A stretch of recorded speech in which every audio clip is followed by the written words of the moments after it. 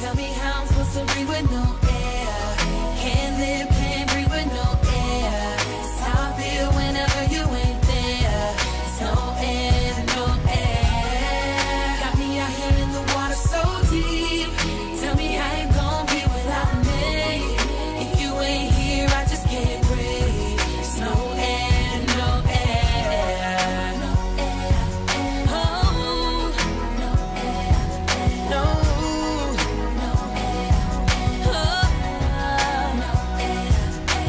I walked, I ran, I jumped, I flew right off the ground. We've drawn out the lower trachea and lobes of the lungs.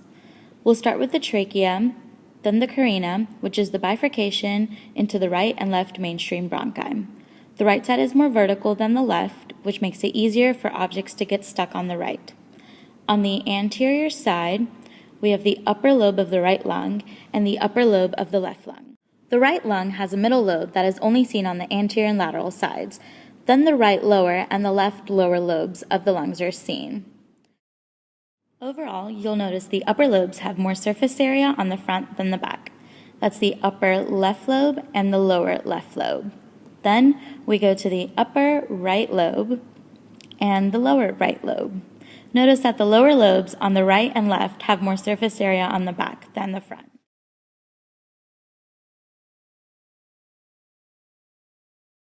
In this video, I am demonstrating stethoscope placement to hear lung function in several spots over each lobe. To auscultate for lung sounds, the examiner should place the diaphragm of his or her stethoscope over several intercostal spaces on the anterior, lateral, and posterior aspects of the thorax.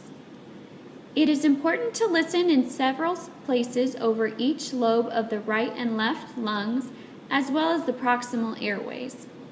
Although I am moving quickly for the sake of time, the examiner should listen to one full breath cycle, meaning one inhalation and one exhalation, at each placement. It is important to note that I am switching back and forth between the left and right lungs to compare the sounds on each side. For the sake of observation in this demonstration, I did not switch back and forth when auscultating the lateral lungs, but I listened to one complete side, followed immediately by the opposite side. The examiner can also choose to switch to the bell of the stethoscope to listen for higher pitched sounds.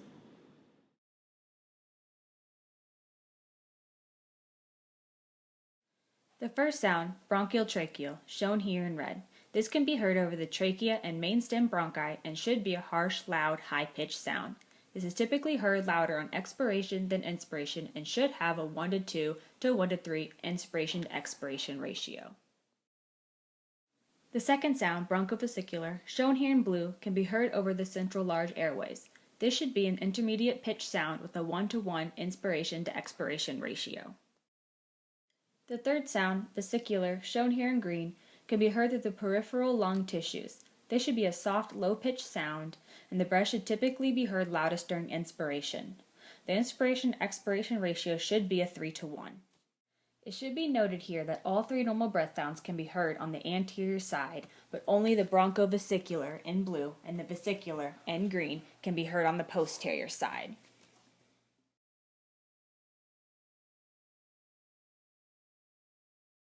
As was just discussed, bronchial sound should be heard over the large airways.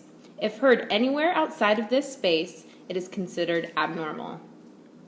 This is also true for the lateral and posterior lungs. Diminished sounds should also be considered abnormal. Additional abnormal lung breath sounds include crackles, which are explosive popping and can be coarse or fine, and indicate atelectasis, pulmonary fibrosis, edema, or movement of secretions. Wheezes, which are musical, high-pitched notes, indicate narrow airways. Stridor, which is loud, continuous monophonic wheezes, indicate upper airway obstruction. And pleural rub, which is when the visceral pleura rubs against the parietal pleura, creating a scratching sound at the end of inspiration and beginning of expiration.